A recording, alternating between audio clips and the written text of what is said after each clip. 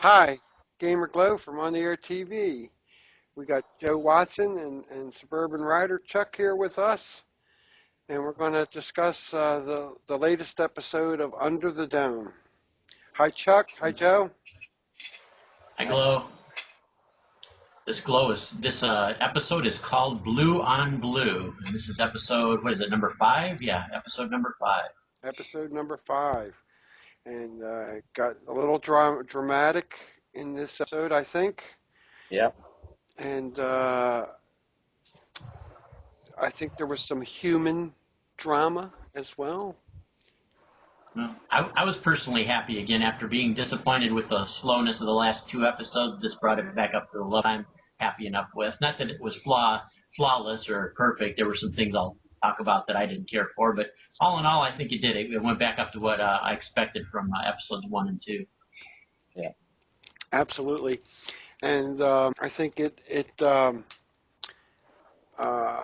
some things happened in there that with Barbie and the reporter Yeah. that I think she kind of forgiven him, but there's still the thing that Barbie actually killed her husband. Yeah. Yeah. That's still hanging in the air. I think he was getting ready to tell her. Yeah. And now I'm kind of thinking, will she ever? Will he even bother to tell her at all now at this point? Yeah. And then there was the way they actually discovered that the government was going to bomb them. Yeah.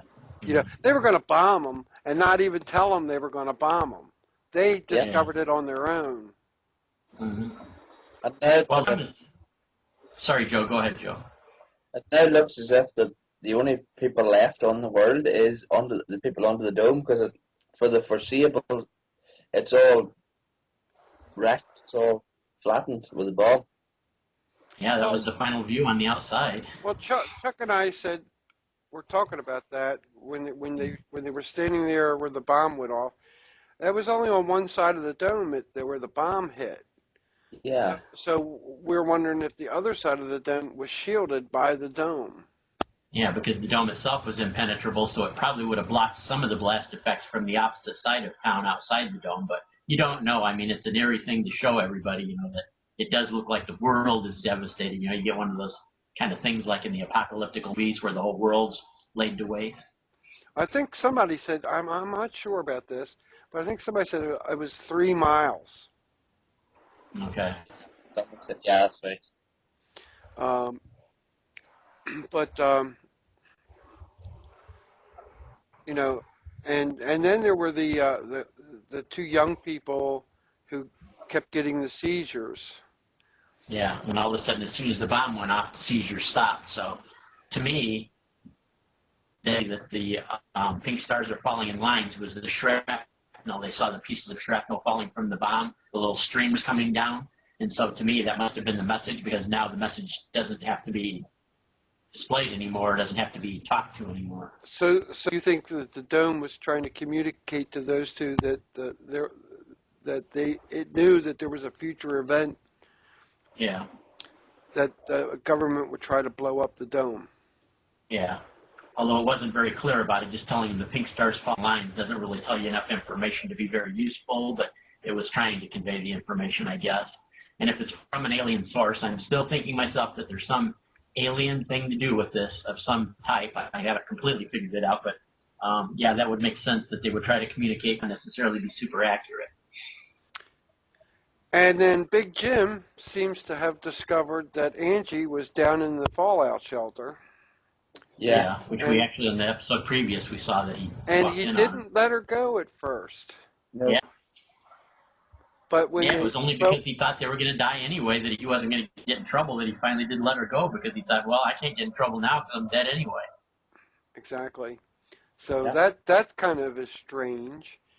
And the fact Junior was sitting at the house waiting for her. Yeah. That wasn't strange, though. I kind of expected Junior was going to try to track her down. I mean, to me, that was just kind of a given. Well, what was strange is that she like held him in, Yeah. I don't know whether she's feeling that feeling for Junior or what. Well, some people say now that the dome has changed its effect that she may have actually, Joe may have been right about the fact that the dome changed her mind and caused her to hate him, and now somehow the dome has changed and not sending the message to the two young people, and it's also not causing her to hate him anymore. So some people are thinking about that the dome somehow has changed its nature. That could be. That's an interesting premise. Because now it actually seems logical that if he really loves her, he would put her down in a blast shelter, wouldn't he? I mean, now it doesn't seem so crazy, his idea. Yeah. And now the minister's dead as well. Yeah, how did you like how Big Jim just slapped his head against the dome and his hearing aid fried in his ear and killed him? Yeah. Now, they say, I mean, you go to the end and he's laying there, but is he really dead? Yeah. Yeah. You know, I kind of thought about that too. Even a hearing aid blowing up in your ear, it would probably hurt you really bad and probably even injure you real seriously, but would it really kill you? you know, so I mean, is he really dead? You know, Yeah. these things can come back to get you, especially with Stephen King. Yeah. One of the reviewers on TV.com said too, another thing about it too, is they talked about those tunnels at the cement factory previous, about how they flooded at times and how they're unsafe and subject to collapse. So why would you actually run there to hide underneath if any kind of shock or something would cause them to collapse? If they're so unsafe, they could fall down at any minute. That would be the last place I would want to run, probably, in the case of a bomb. Well, if that's the only place you got to go, That's the only thing I could think of. There was just nothing better. you know, and they all weren't going to fit in Big Jim's fallout shelter. No. Yeah. And the other inconsistency is, remember when Linda was screaming at everybody, don't touch the dome, don't go near the dome, and then what does she do? Go right past the tape. Not only that, but put her lips up against the dome and try to, deep tongue her boyfriend from across the dome. Well, she's telling her, if you notice, before she stepped up to the dome, she took her radio and all her electronics off and set on the barricade. Yeah. Because, and I think they were telling people not to touch the dome because they didn't know if they had like electric watches and all, you know. Yeah, that's the only excuse I could say really that's probably legitimate. But I don't think that was inconsistent. Might not have been. I at least have an explanation. Because still, even Big Jim, when he walked up to the dome, he took his watch off and set it on the barricade. Yeah. Mm-hmm. But still, the main premise is because of the fact, the reason they launched the bomb. Now, this is according to the people that surmised it inside the dome, so who knows how accurate they are. But according to the people inside the dome, the main and whole reason that they were bombing it was for butterflies. That, I mean, like the reviewer said that I read on TV.com, that is a little bit silly. I mean, we're going to bomb it because it diverts butterflies. We're going to kill all these people. We're going to destroy town because of butterflies. It was more than just butterflies, I think. I think it set out a magnetic pulse that would change the migration pattern of not just butterflies.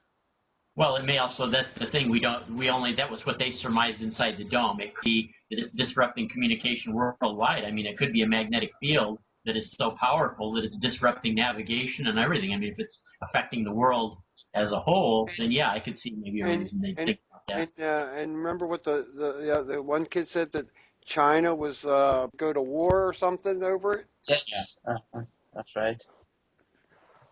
You know, so, yeah, so I can see that as a legitimate reason. But see, that's the problem too. We're still getting so little information trickling in from outside. In fact, this is the most information we've ever got from the outside in an episode. I mean, look at all the relatives and friends that came to talk to the people. This is the first time we've actually seen any extensive communication. I mean, they don't even, not even saying communication between the people in the dome and outside, have we even had where the camera view has gone to outside the dome and showed us what's going on and what other people outside the dome are thinking or seeing. Not much. So what did you think? What did you think of the girl when she found out that man on the other side of the dome was her father?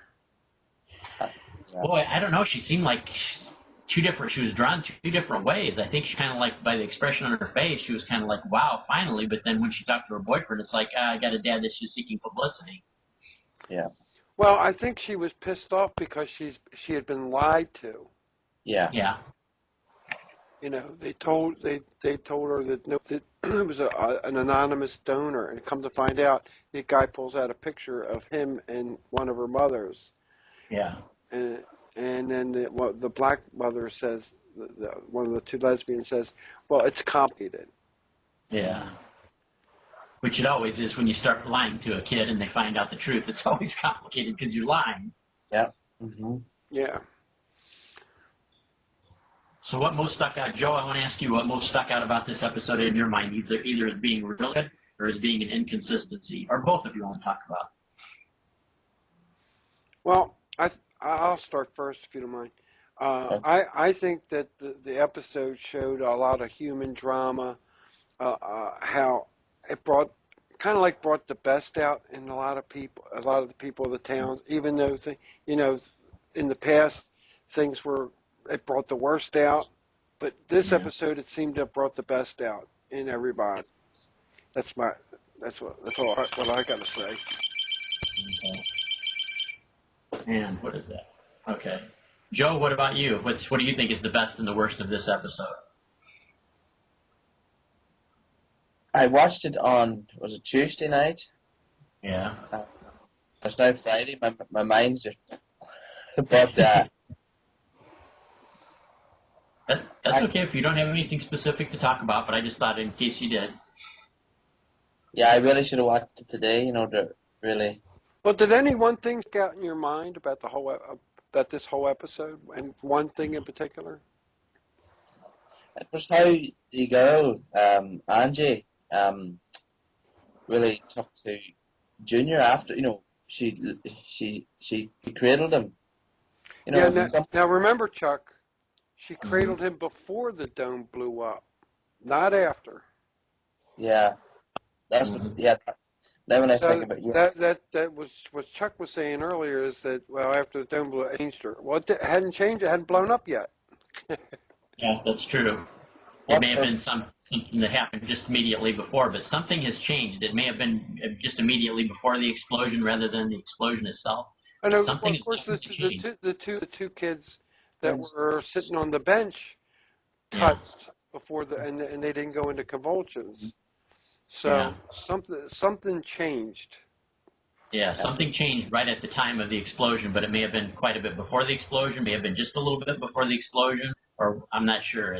There's so many inconsistencies in it too, because I think the way it's running with the inconsistencies, they're probably trying to make you think that the bomb explosion is what caused everything to change, but they're not that good at telling the story, is what I'm thinking, because I can find these things in it going to other episodes. I can point these things out, but it didn't ruin it because it was, overall, and I would have to say the one thing that really stuck out in my mind that I really liked a lot was the fact they didn't keep us in a cliffhanger situation. I'm thinking as this episode's unfolding, I'm going to be really ticked off if they get right to the seconds before the bomb goes off and then stay tuned for next week. And it's like, no, I don't want to put up with that. And they didn't. They took us up to the explosion and then a little bit past it. And I was happy about that. So that was the thing I liked as much about the whole storyline as everything in the storyline.